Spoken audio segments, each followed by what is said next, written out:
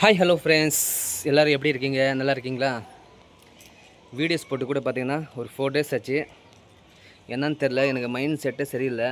ரொம்ப டிப்ரெஷனாக இருக்குது.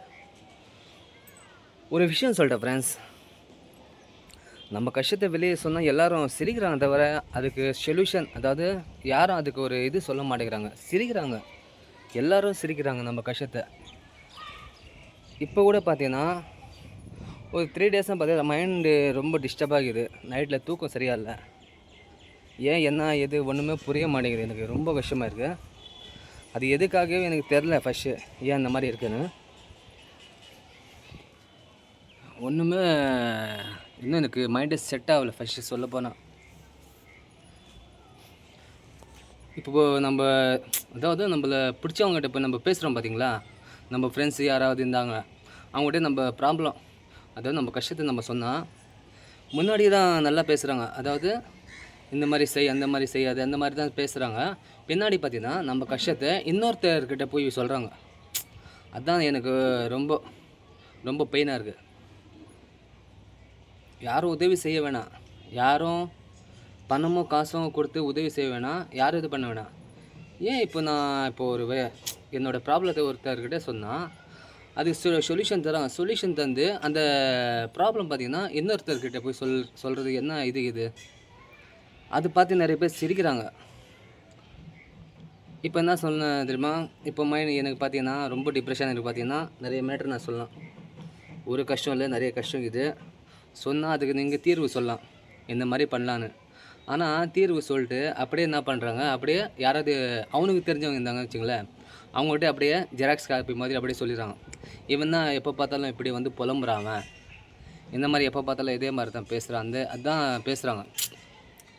ஏன்னா நம்மளோட இது ப்ராப்ளம், அதாவது நம்ம கஷ்டத்தை ஒருத்தர்கிட்ட போய் நம்ம சொன்ன வச்சுங்களேன், அவங்க என்ன நினைக்கிறாங்க பார்த்தீங்கன்னா, நம்மளே ஒரு கஷ்டம்னு நினைக்கிறாங்க.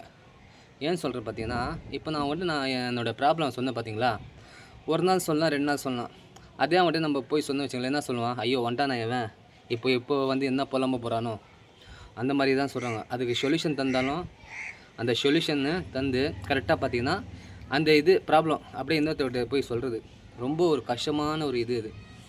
இப்போட சொல்கிறேன், உங்கள் ப்ராப்ளம் இருந்துச்சு வச்சுங்களேன், ஏதோ ஒரு பிரச்சனை இருந்துச்சு வச்சுங்களேன், அந்த பிரச்சனையை எப்படி நீங்களே சால்வ் பண்ணணும்னு மட்டும் யோசிங்க. அந்த பிரச்சனையை வேறு யாருக்கிட்டையாவது போய் சொல்கிறது, அந்த விஷயத்தை மட்டும் யார்கிட்டையும் வச்சுக்காதீங்க. ரொம்ப எனக்கு மைண்ட் பார்த்தீங்கன்னா ரொம்ப டிப்ரெஷனாக இருக்குது. ரொம்ப காலைல டிஃபன் கூட சரியாக பண்ண முடியல.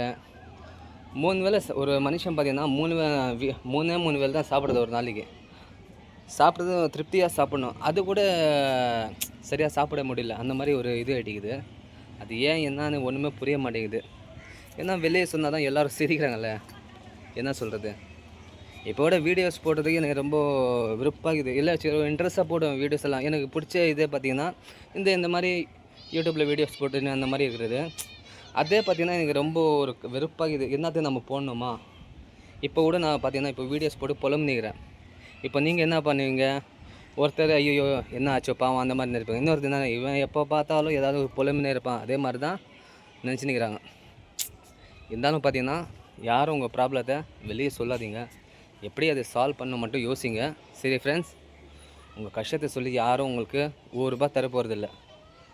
சப்போஸ் காசு கொடுத்தாலும் நாளைக்கு சொல்லி காமிப்பாங்க. அதுதான் மனுஷனோட இது ஜென்மம் சொல்கிறாங்க பார்த்தீங்களா, மனுஷனோட இது ஜென்மம் அப்படி தான் இருக்கும். யாரும் உங்கள் ப்ராப்ளம் மட்டும் வெளியே சொல்லாதீங்க. எப்படி அதுலேருந்து எப்படி வெளியே வரணும் மட்டும் யோசிங்க. ஏதாவது ப்ராப்ளம் இருந்துச்சுன்னா அது யோசிச்சுன்னு இருந்தால் நம்மள்தான் இன்னும் நிறைய பெயின் அதிகமாகுது. பெயின் இதாவது ஒன்று, அதுலேருந்து எப்படி வரணும் மட்டும் யோசிங்க. யாரும் வெளியே மட்டும் உங்கள் கஷ்டத்தை சொல்லாதீங்க. சரி ஓகே ஃப்ரெண்ட்ஸ், நான் மனசாட்சி என்னோடய இதுபடி நான் யாருக்கும் எந்த கஷ்டமாக இது பண்ணல, யாருக்கும் எந்த துரோகமாக பண்ணல. சரியா? யாரும் என்னை தப்பாக நினைக்காதீங்க. சரி ஓகே பாய். இந்த வீடியோ பிடிச்சா லைக் பண்ணுங்கள், ஷேர் பண்ணுங்கள். Okay bye.